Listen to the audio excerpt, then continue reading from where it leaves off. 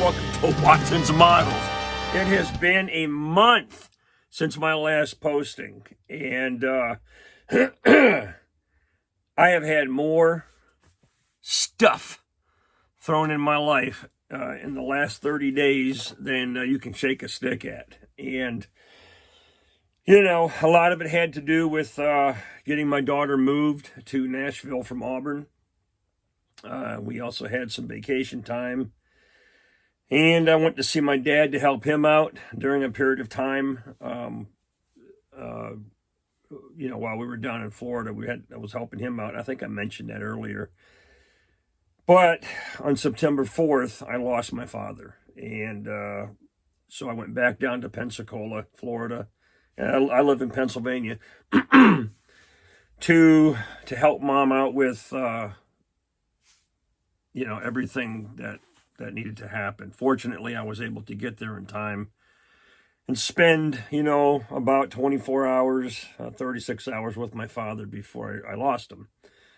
He was sick for quite a while. I was expecting it, but, nothing can ever prepare you for the loss of somebody that you love very much and somebody who's been very influential in my life. So, yeah, it was just, it was a tough month, and there was a lot going on. I sold all my World War II Jeep stuff. I bought another car. I got a 74 Cutlass Supreme, and then I lose Dad, and then, I'm finally at a place where things are starting to settle down and calm down so I can start getting back down here again and goofing around. So that's kind of where I'm at. Dad wouldn't want me to sit around and sulk and be all mushy about everything. And so we're going to try to push forward. So anyways, while I was gone, maybe in my grief or whatever, I was making purchases, because the downtime that I had, I was on this Star Wars kick. And I don't know if I mentioned before, I don't know, I have them all stacked over here, but I'm doing that Fan Home DeAgostini Millennium Falcon build. I'm not building it yet, but I'm getting the issues every month, and I think I'm well over 50% on the amount of parts that have come in,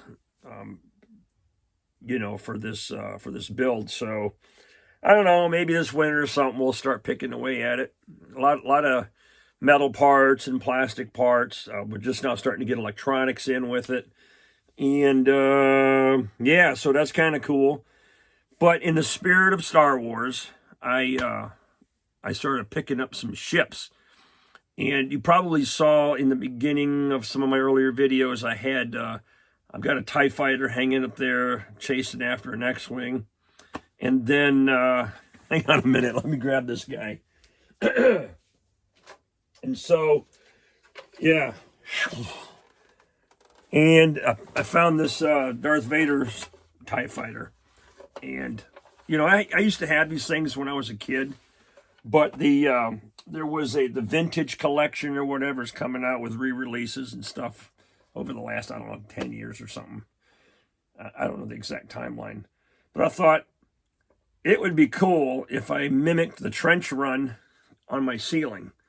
So I'd have a couple of TIE fighters, this guy in the middle, TIE fighter, and then Luke out front being chased by these guys. And so, I don't know, I was thinking maybe hanging them upside down so that it would make some sense as you look at it, or I don't know, we'll see what happens. But I'm thinking, yeah, it'll be a way to enhance the model room a little bit. And then when I did that, I'm like, oh crap, I saw another one. I saw the Y-Wing fighter. I'm like, well, got to get a Y-Wing fighter, right? So that was kind of cool. And, oh, by the way, I'm not paying full price for none of this stuff. A lot of times you'll find stuff on eBay for a good price, or if you show interest in it and you kind of back out of it, they send you a discount. Say, hey, would you still want it? Here's 15% off. Okay, then I found the Interceptor, right? That's kind of cool. And comes with the Imperial Pilot. But I love the wings on that thing. So, we have an Interceptor to go with that. Then, part of the vintage collection was the other TIE Fighter I told you about. Yeah, I love this one. This is so much better than the standard ones they come with, because these have the much larger wings on it. And the details are really nice. To keep it going, we got, I don't care what anybody says, this will always be the Slave One. You know, Boba's, what do they call it now? Boba Fett Starship? Slave One. Okay, true Star Wars fans don't go for this Boba Fett Starship crap. It's Slave One. Nice ship. So, going to have this dude on display too. Then, I found this snow speeder, and these are for 6-inch figures. This thing is massive. All right, so we've got this huge snow speeder, and it comes with Dak. But I also got the Luke Skywalker to sit in the front seat, and so we'll have him on display as well. And as with all my other Star Wars ships, I'll go in there and do some panel line accent stuff and kind of bring it to life a little bit. And then I lost my mind again and found this guy, 12-inch speeder bike with the Scout Trooper. This is cool. Think I'm gonna leave him in the box though. But I gotta slow down, man. Guy when you have adult money, you can get in trouble. You know what I'm saying? And then an actual model kit. I got a great smoking deal on this.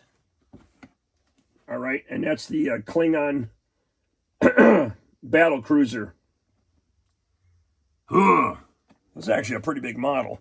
And this will go to complement the two different Enterprises that I have that are in the same scale. So, yeah, that's part of that deal. The DeAgostini stuff, if you're not familiar with it, you get a monthly subscription. You get a monthly subscription. And this particular one came with a Falcon t-shirt.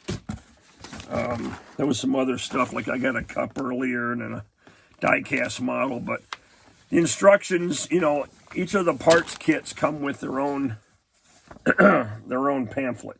All right. And you can see here where it's covering some of the metal structure. But this is a huge studio scale Millennium Falcon that you're building. And this is what the parts look like. Okay. So you can see there's metal in there. This is obviously the center portion of the ship. And you get different panel sections for the top and the bottom hull. And it just goes on and on and on. And they have some of the stuff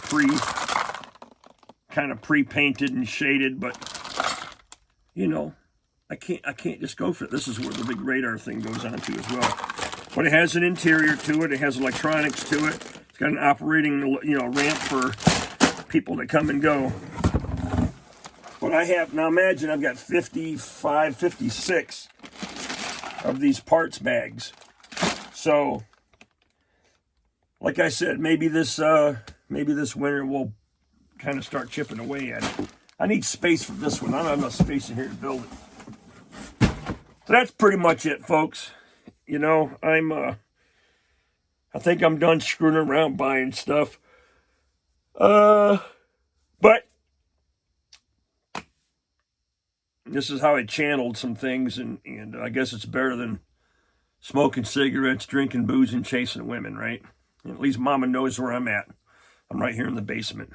So anyhow, thanks for sticking with me. I'm sorry it's been so long, but I'm sure you understand.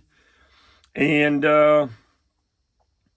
yeah, stay tuned. Matter of fact, I might even post a couple pictures of my, of the new Cutlass Supreme. You guys are going to get a kick out of this thing. It's beautiful. Single owner car, 105,000 miles on it or something like that. It's nothing for that, man. It's got a 350 Olds rocket engine in it. Just put some new tires on it, some Coopers. You know, I got to have the white letters. I added new coil springs in the back, so I got the, you know, the proper ride height. And yeah, anyhow, so I'm back playing with toys again, and there'll be more to come. All right, love you guys. Thanks for watching. Think I've wasted about 11 minutes of your time? Yeah. Get out there and build something, buy something, play with your toys. Never too young to get, you're never too young. You're never too old. Keep that little kid inside of you going, all right? See ya.